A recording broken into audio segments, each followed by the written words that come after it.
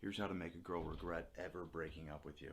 A girl's revenge on a guy is instant. She can go out and get laid that very same night. You're going to find out about it and you're going to feel awful. I know I did. Felt terrible because her revenge is instant. You just want to do everything you can to bring her back, but at the end of the day, all it does is push her further away.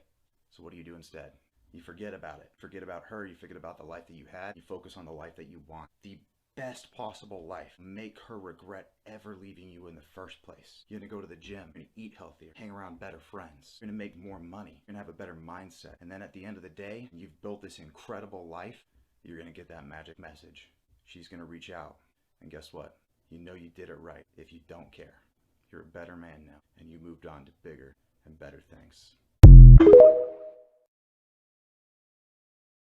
She tells me like her 3 ex-boyfriends were like really mean to her, and I'm like, This guy's got a great point. If I'm talking to a girl and she says, oh, my last ex beat me, took my car, beat my dad up, and we dated for 4 years, what that tells me is she's addicted to toxicity. And for me and my ex argued one time in 9 months. I'm not the type of guy to take a girl's emotions up and down and up and down. I just want peace. I just want to chill. I just want to have a good time. So I'll tell girls just like what he said. Listen, I cannot provide you with that roller coaster. I'm not this toxic guy, so we may not be compatible. And of course, they say things like, oh no, it's different this time. I'm trying to heal. Yeah, all right. Let me finish the clip, because you're going to hear a woman that ain't got no sense say this. Women do that. Absolutely. They take advantage of the situation. But I think when you look at a bill of a mother who's charging things using child support money, moms also deserve to be able to take care of themselves and to be able to spend on themselves. Like, if a mom is going to the gym, she needs to get a workout in and she needs to feel good about herself. If a mom is going to go get a drink with child support money, she should get that drink. It's really... Now, let's explain this. Imagine if the roles were reversed, and I'll let y'all watch the rest of the clip. The rest of the women were logical. Another woman came back. She was very logical, but this woman. Now, imagine if, like, as a man, you have to pay child support.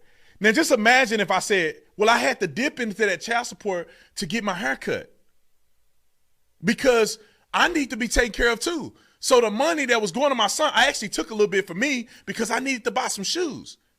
I need to go get some drinks with my boys. I work hard for this money. I deserve to take this money and buy something with it. Nobody on planet Earth thinks that makes any sense. Man, you don't have no right to that money. You're supposed to be supporting a child with that money. You don't take that money and get your hair cut and go get you some whiskey. But a woman can say that, and that makes total sense to her. That the money comes in and she should be able to use money to go and have a mimosa on the weekend and go to the gym and get her eyelashes done. No, that's what you do with your money. Can I share a secret with you guys? Mm-hmm. From a man's perspective, it doesn't matter if you've been with a man 3 months, 6 months, 5 years, or 15. You have one opportunity with a man to dishonor his vulnerability, and he will never look at you the same. He may act like it. He may walk around with a smile on his face. On the inside, he's like, "Oh no, I would never." He could be going through the worst thing. He'd be like, "Baby, how was your day?" How many women on this panel right now have heard a man say, "Oh, it was good. I had a good day. It was all right." And on the inside, he's saying, "Yep, I went through a whole bunch of shit today, but I'm not telling you because I can't trust you with my vulnerability." I am absolutely convinced that men don't actually want relationships. Like, men want their lives as is. And guess what? You'd be 100% correct in assuming that, because we're done. We're walking away. You see, we've adopted what women have been preaching for the last 50 years. We don't need women. We can take care of ourselves. There's nothing to be gained by being in a relationship. So after 50 years of hearing that used against us, now we've adopted it. And all of a sudden you're upset about it. I'm not sure why. We're just simply following your lead. You got what you wanted. Let's enjoy it. Like, just put more effort into like There's coming up with something There's so many different. things that you could do. Just put more effort and Just put in more effort, says the panel of women that never planned a first date in their lives. It is kind of convenient since for y'all to say that when you've probably never planned a date, set up the date, set the time. These are 4 simple behaviors that you're doing without noticing as a man, but let's get into it. You must stop. 1, you got nervous around pretty girls, 10 out of 10 look-wise. But around a 7 and 6, you macho man, you know what I'm saying? You don't care, you chilling. Nonchalant, right? Why are you changing your behaviors or getting nervous around pretty girls? A lot of these girls be pretty on the outside but fucked up in the inside. And she's probably just as nervous as you. This is a clear indicator of low confidence, my guy. Like, come on, dog. You gotta learn to rise to the occasion. Kim Kardashian could be in front of me and I'll still act the same because I don't give a fuck. I'm him in my head. I'm Himothy. I'm him Duncan. I'm gonna give you a life to him though, right? Anytime you chilling with a girl, she's just as nervous as you. 2, you talk to her too much, my guy. You at work, you snapping her. You at the gym, you sending her selfies. You in school, you texting her. And then you wondering why girls get bored and you be like, I don't want to be with you no more. Oh, I was doing everything right. You was being needy. Yeah, girls say they like this shit, right? Yeah, I want a guy who's gonna text me every day. She see me every day, right? And then they leave. Never listen to what a girl says. Listen to her actions. 3, you still trying to link her. She turned you down the first time, or she said maybe so. Maybe so means most likely no. She's not linking you. She's playing with you. A girl got 1 time to flake on me, and she out of the picture. Look, I ain't tripping over shorty. A better dude probably came in the picture. I just charged to the game and on to the next. 4, you're looking past all the red flags because she look good. You go on her Instagram, naked pictures everywhere, titties all out. She's tweeting about sex 24/7. But she's the one. This the girl you gonna wipe. Come on, dog. Y'all gotta stop seeing girls from a surface level, bro. A lot of these girls be pretty as fuck, but fucked them on the inside or mentally, you know what I'm saying? Y'all be safe, though. I think they're so much more important than they are. Like, that's what we don't even need. Ladies, y'all are dangerously close to pushing men to the point where we won't give a fuck.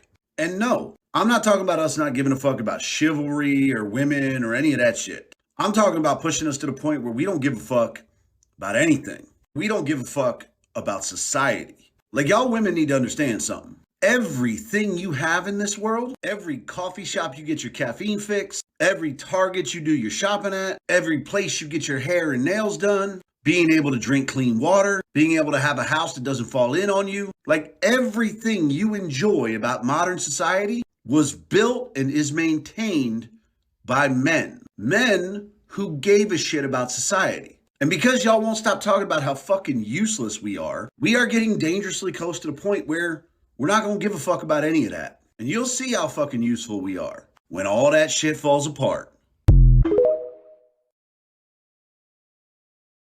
Oh my God, I'm officially divorced! Yes! I'm officially primary custodian of the kids. So she's asking to take on the majority share of the work. So you're going to get all the benefits. You're going to take all the responsibilities, right? You're going to support these kids that you're fighting over, right? What about the child support? A few moments later. That's it? Uh-oh. Are you kidding me? Now all of this financial burden with my children is on me? What? What do you mean now? All of this financial burden is on me? Then you fucking asked for it. You wanted all of your kids to live with you? You had the arm out? Now you're over here crying because all of the financial burden is on you? Oh, man, come on. Look at her. Most of the guys that have presented themselves in front of me just want to fuck. I'm not interested. What else would they want to talk to you see, for? this is what I'm trying to say with female accountability. It is fucking incredible. If a woman sexualizes herself, the response from the general public is they're going to in turn sexualize her. Like, girls don't understand that your actions come with consequences. Fast money comes with slow problems. If you sexualize yourself, people are not going to respect you. When a girl objectifies herself, the men objectify in response. No man can objectify a woman unless she objectifies herself first, man. It doesn't fucking work that way. Whoa, whoa, whoa. What a beautiful day to watch TV. Father is facing 180 days in jail for overpaying his child support and over visiting his 11-year-old son.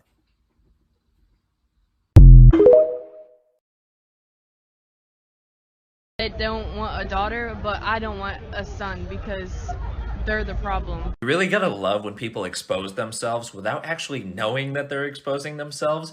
Because she said that she thinks boys are the problem because they're the ones that do all the school. But when we look at most cases where that's happened, we notice a lot of things. The boy was raised with an unhealthy and untrue idea of what masculinity is. He was socially neglected, wasn't allowed to show his emotions, wasn't taught proper social and emotional skills. The list goes on. So when you say that you think your son would be one of those kids, you're saying that you have an unhealthy and untrue idea of what masculinity is, and you probably also have internalized misogyny. You would emotionally neglect and socially suppress your children, and you would literally raise school. So, yeah, I don't think that you should have a son either, or probably not a daughter either. Go out, have a great time. And then one day she's like, oh, I'm sick. I'm like, okay, well then instead of us going on a date and then, you know, us hooking up afterwards, I'm going to come over and take care of you. And they're like, no, I don't have any makeup on. And I'm like, you are the, I'm like, you are the one that doesn't get chose.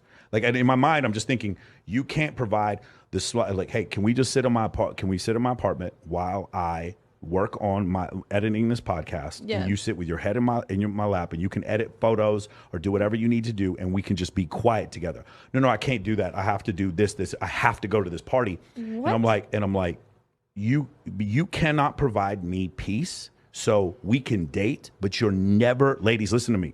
If you can't provide, the reason why you're not getting chose is because you don't provide peace. And I'm not saying I don't need you to be barefoot and pregnant in the kitchen. That is not what I'm talking about. No. I just mean, can we sit there and then you not interpret me looking at my phone as me not wanting to be with you? We're just quiet together for a little bit.